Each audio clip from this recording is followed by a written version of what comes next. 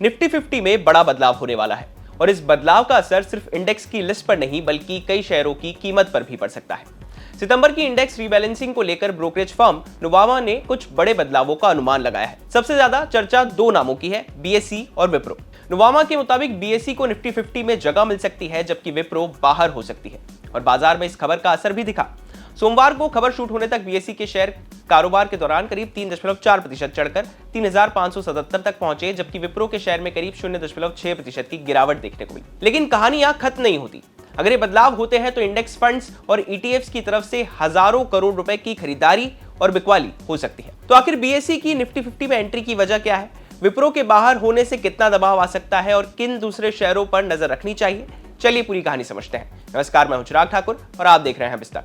सबसे पहले बात बीएसई की। नुवामा के मुताबिक सितंबर 2026 की रीबैलेंसिंग में बीएसई निफ्टी 50 में शामिल होने का मजबूत दावेदार है। लेकिन सवाल है कि आखिर बीएसई ही क्यों? इसके पीछे सबसे अहम वजह है फ्री फ्लोट मार्केट कैप। इसे आसान भाषा में समझिए, किसी कंपनी के सभी शेयर बाजार में खरीदने और बेचने के लिए उपलब्ध नहीं होते।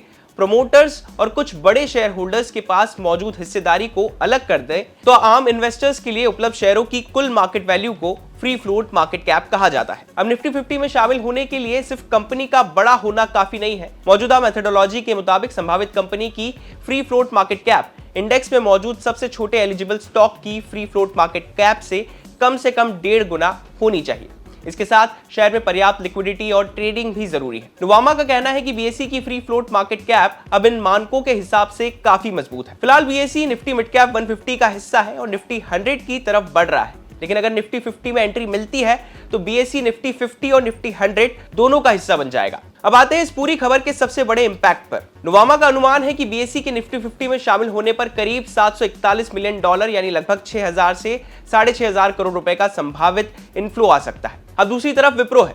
अगर बीएसई निफ्टी 50 में आती है तो अनुमान है कि विप्रो को इंडेक्स से बाहर किया जा सकता है और इसका उल्टा असर विप्रो पर पड़ सकता है। नुवामा के मुताबिक विप्रो के निफ्टी 50 से बाहर होने पर करीब $246 मिलियन यानी लगभग 2,000 करोड़ रुपए का संभावित आउटफ्लो हो सकता है, क्योंकि निफ्टी 50 को ट्रैक करने वाले फंड्स को अपनी विप्रो होल्डिंग कम करनी पड़ सकती है।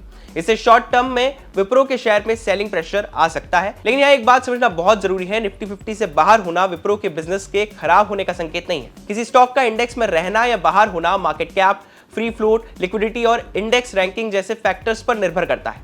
विप्रो की लॉन्ग टर्म कहानी उसकी earnings, IT orders, clients, AI demand और ग्लोबल आईटी स्पेंडिंग से तय होगी। अब यहाँ पर एक ट्विस्ट भी है।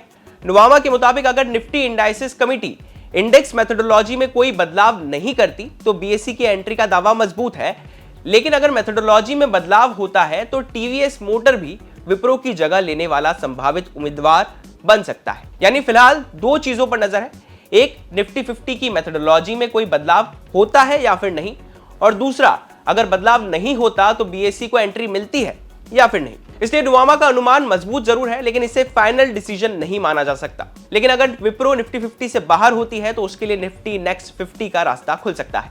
नुवामा के मुताबिक विप्रो के अलावा Vedanta aluminium, Hitachi energy, Polycab और भेल निफ्टी नेक्स्ट 50 में शामिल हो सकते हैं। वहीं Indian hotels, REC, united spirits, Shree cement, Lodha और मजगांव डॉक के बाहर होने का अनुमान है। इन बदलावों का असर भी इंडेक्स फंड्स की खरीदारी और बिकवाली के जरिए संबंधित शेयरों पर पड़ सकता है। और बड़ा बदलाव सिर्फ निफ्टी 50 और नेक्स्ट 50 तक सीमित नहीं है। निफ्टी 500 में Vedanta aluminium, Cupid, embassy REIT और टीडी पावर सिस्टम्स की एंट्री का अनुमान है। वहीं बीबीटीसी, ब्लू डार्ट और SBFC फाइनेंस बाहर हो सकते हैं। अब सबसे जरूरी तारीख, संभावित बदलावों की घोषणा 10 अगस्त को मार्केट आवर्स खत्म होने के बाद हो सकती है और अगर बदलाव तय होते हैं तो उनका फाइनल एडजस्टमेंट 30 सितंबर 2026 को किया जा सकता है। हालांकि नुवामा ने दो बड़े रिस्क भी बताए हैं। पहला, निफ्टी की रिबैलेंसिंग मेथोडोलॉजी में बदलाव और दूसरा, कट ऑफ डेट से पहले फ्री फ्लोट फैक्टर में बड़ा बदलाव। इसलिए अभी बीएसई की एंट्री या विप्रो की एग्जिट को पक्का नहीं माना जा सकता। तो पूरी कहानी का सार क्या है? ये पूरी रिबैलेंसिंग नुवामा की रिपोर्ट पर आधारित अनुमान है। इसे किसी भी तरह की बाइंग या सेलिंग रिकमेंडेशन नहीं समझना चाहिए। बीएसई की निफ्टी 50 में संभावित एंट्री से शॉर्ट टर्म में शेयर को फायदा मिल सकता है क्योंकि इंडेक्स फंड्स और ईटीएफ्स की तरफ से खरीदारी बढ़ सकती है। वहीं विप्रो के बाहर होने पर सेलिंग प्रेशर देखने को मिल सकता है। लेकिन इंडेक्स में एंट्री या फिर एग्जिट किसी कंपनी के बिजनेस की पूरी तस्वीर नहीं बताती। लॉन्ग टर्म में बीएसई और विप्रो दोनों शेयरों की दिशा उनकी अर्निंग्स, ग्रोथ और बिजनेस परफॉर्मेंस तय करेगी। बिजनेस जुड़ी बाकी तमाम खबरों के लिए आप देखते रहिए विस्तार।